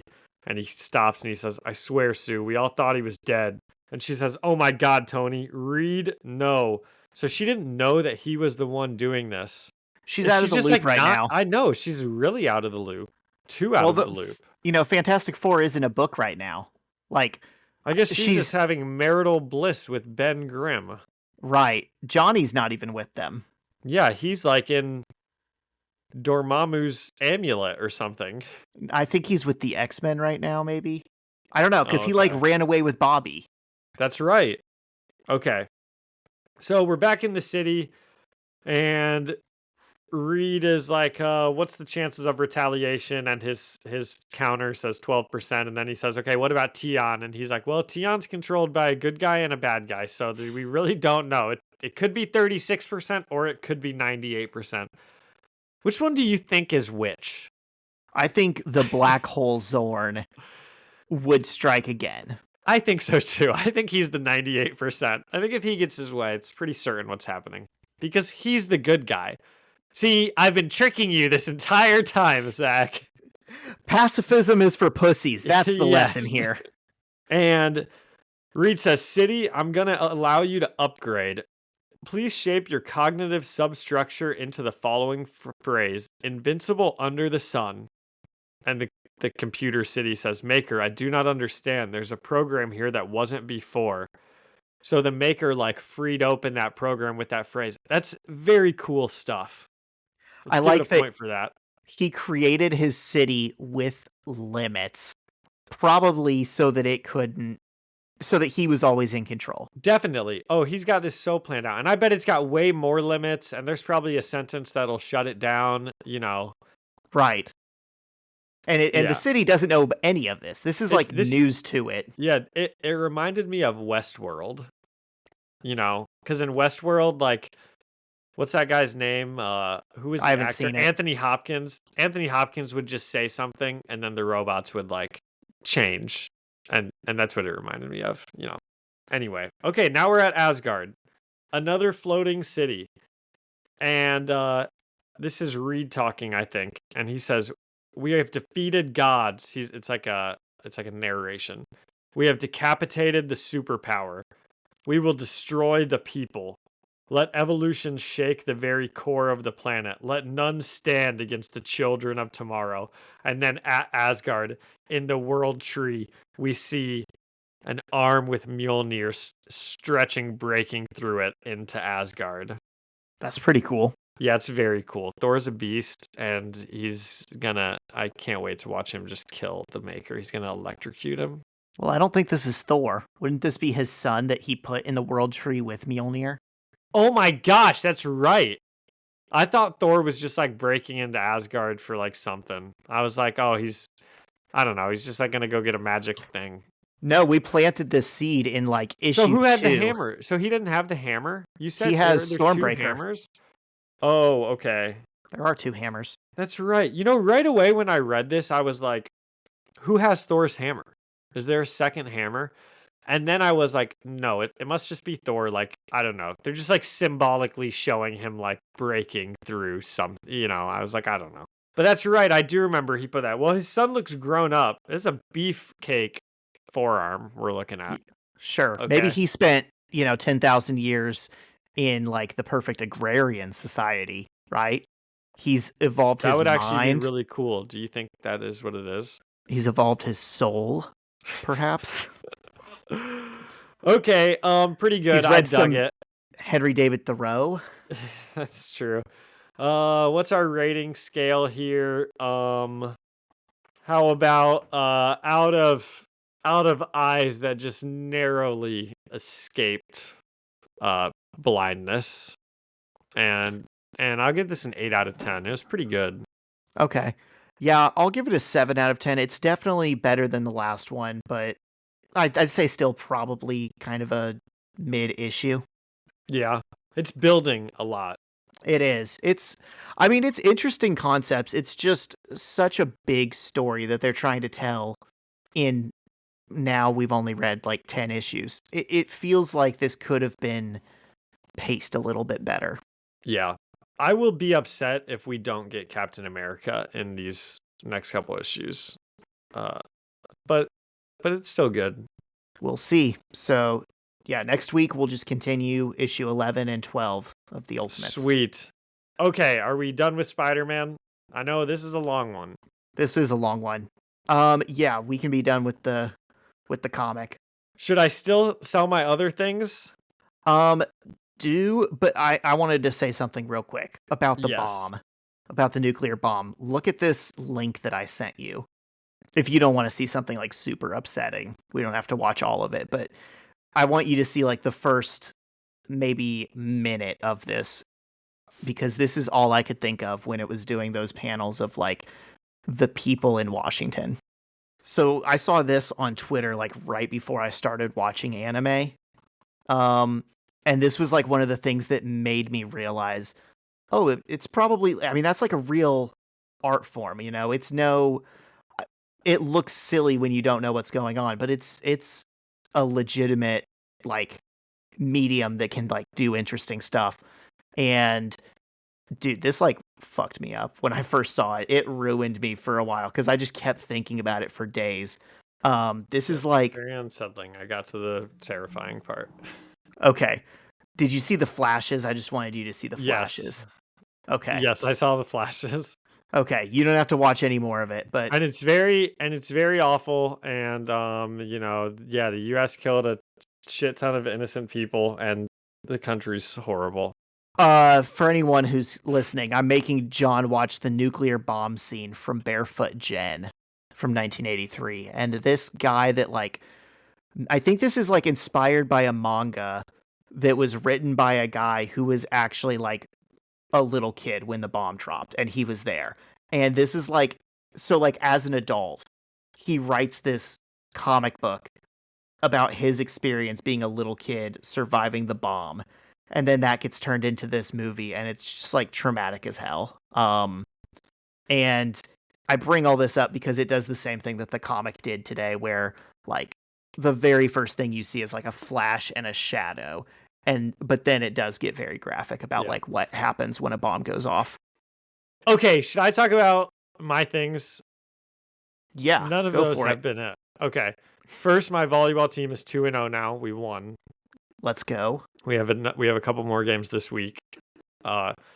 Okay, second, this is the history and sports thing that I told you I looked into like a week ago. So, I was looking at this book, and it was like great speeches, because I was actually looking for Martin Luther King Jr.'s speech, and because it was like after we got back from Washington, D.C. and blah, blah, blah. So I was looking for the I Have a Dream speech, which we mentioned today, and I stumbled across JFK's speech about why go to the moon.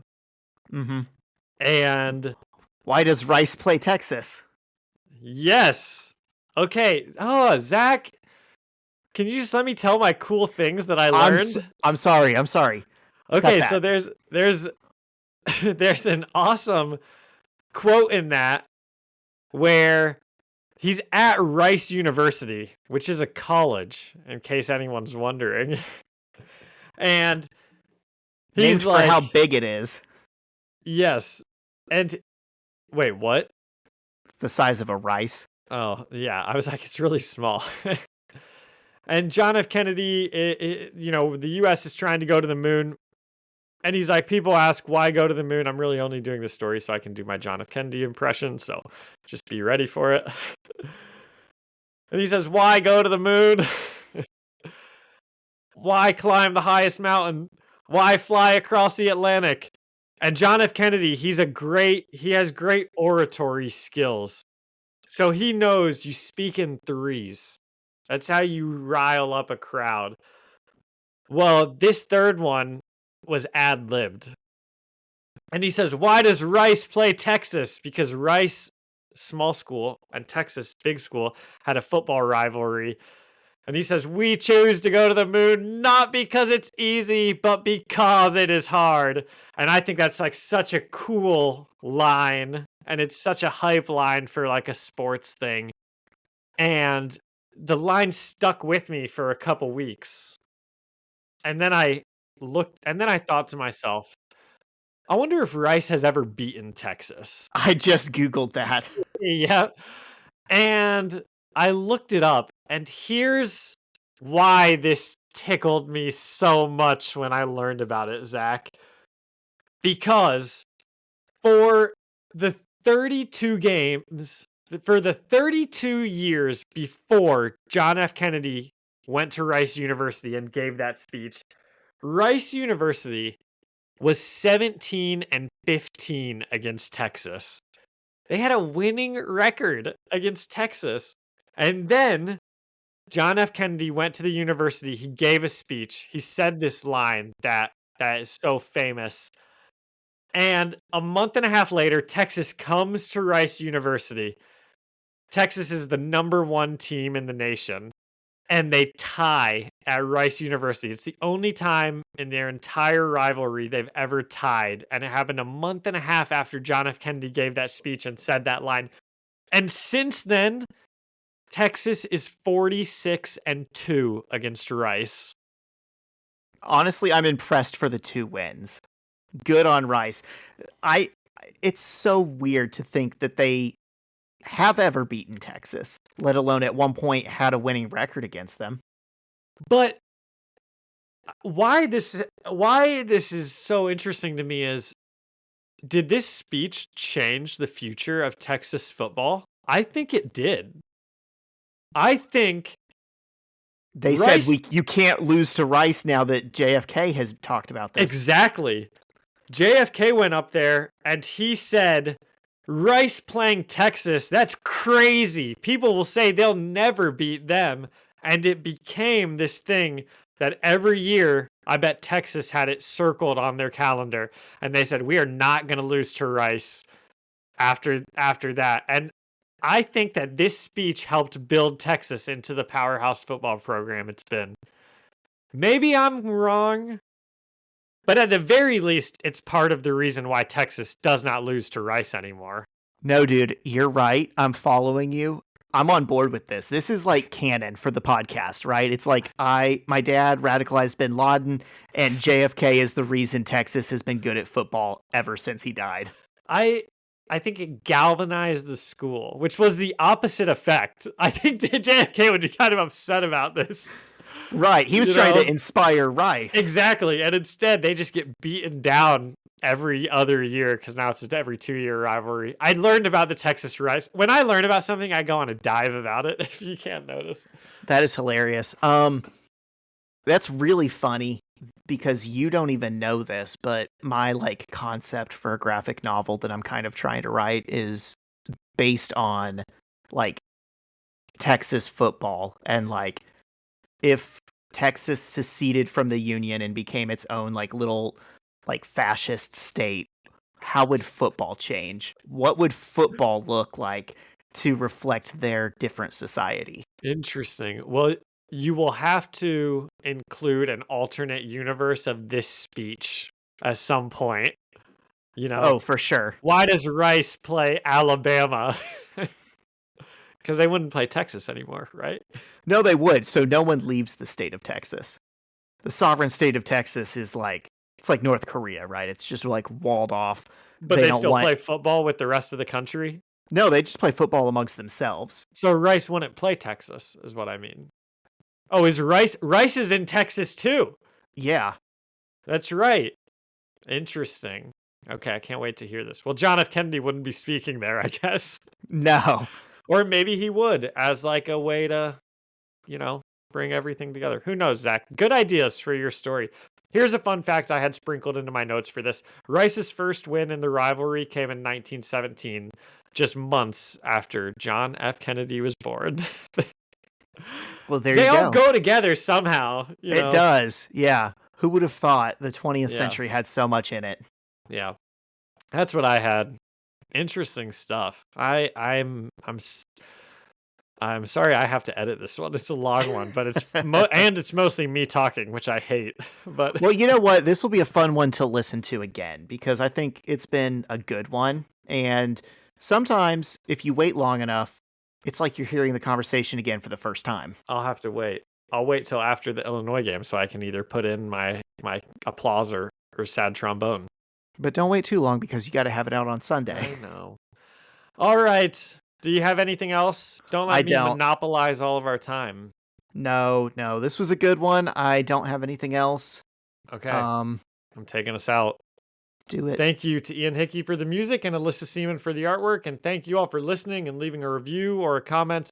You can find us, the First Read Ultimate Spider-Man podcast, on Spotify or Apple Music or anywhere else you listen to podcasts. And you can come chat with us on Instagram at First Read Podcast. Send us an email at firstreadspidey@gmail.com or find us on YouTube, the First Read Ultimate Spider-Man Podcast. See you next week. See ya.